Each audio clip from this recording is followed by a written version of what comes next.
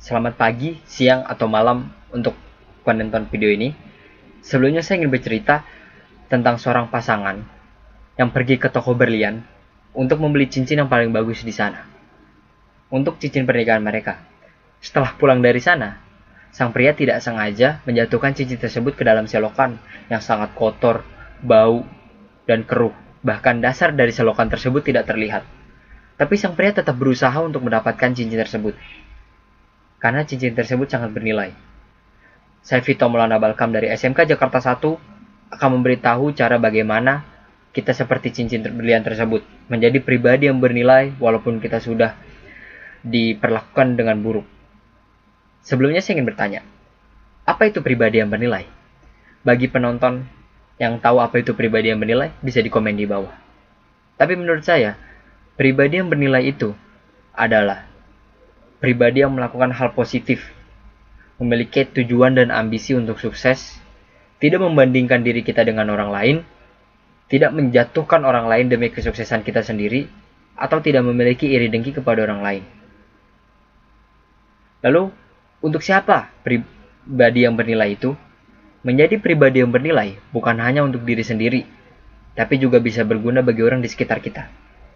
Karena pribadi yang bernilai itu tidak akan merugikan siapapun. Pribadi yang bernilai itu tidak akan menjatuhkan siapapun. Bahkan pribadi yang bernilai itu akan berguna bagi orang-orang di sekitar kita. Kita tidak akan menjatuhkan mereka, tapi kita akan merangkul orang-orang di sekitar kita agar kita bisa mencapai kesuksesan bersama. Pribadi yang bernilai untuk diri kita sendiri, kita bisa mendapati kehidupan yang damai, tentram di keseharian kita, atau di dunia perkantor, sekolah. Dan juga untuk orang-orang di sekitar kita, pribadi yang bernilai itu sangat berdampak baik bagi orang-orang di lingkungan kita. Lalu, mengapa harus menjadi pribadi yang bernilai?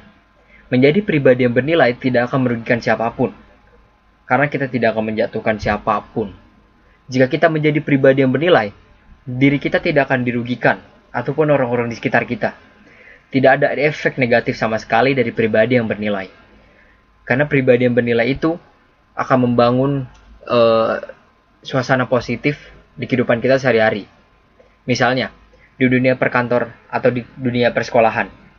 Jika kita memiliki pribadi yang bernilai, kita akan membawakan efek positif kepada diri kita sendiri atau orang-orang di sekitar kita. Yang kemungkinan orang-orang di sekitar kita tadinya jenuh atau mulai bosan. Jika kita memberikan efek positif dari pribadi yang bernilai, kemungkinan mereka akan ikut memancarkan energi positif. Mereka akan menjadi giat dan tekun menjalani aktivitas kesehariannya. Karena pribadi yang bernilai itu sangat memancarkan karisma yang positif. Dan mengapa harus menjadi pribadi yang bernilai? Karena akan menguntungkan diri sendiri dan orang di sekitar kita. Seperti yang saya bilang tadi, tidak ada efek rugi dari menjadi pribadi yang bernilai, melainkan hanya ada efek keuntungan kepada diri kita dan orang-orang di sekitar kita. Lalu, bagaimana caranya menjadi pribadi yang bernilai?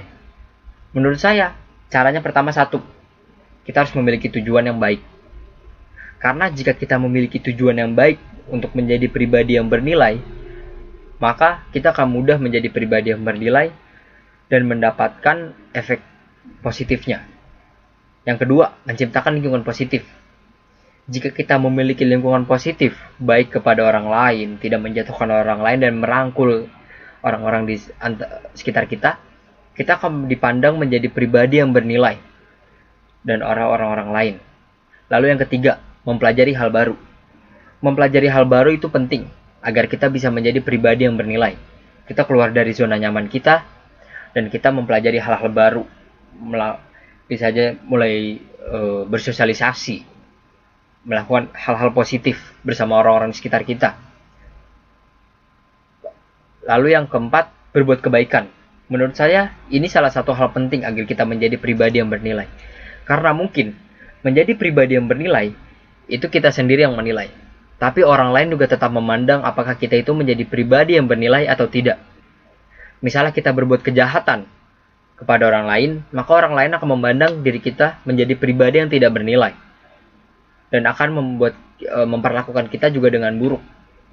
Jadi jika kita berbuat kebaikan kepada orang lain, kemungkinan juga orang lain akan memberikan feedback tersebut kepada kita, memberikan hal-hal positif dan memandang kita dengan bernilai, sehingga mereka mungkin menghormati kita. Dan jika mereka menghormati kita, kita juga harus menghormati mereka balik. Lalu yang terakhir, menurut saya, tidak takut gagal.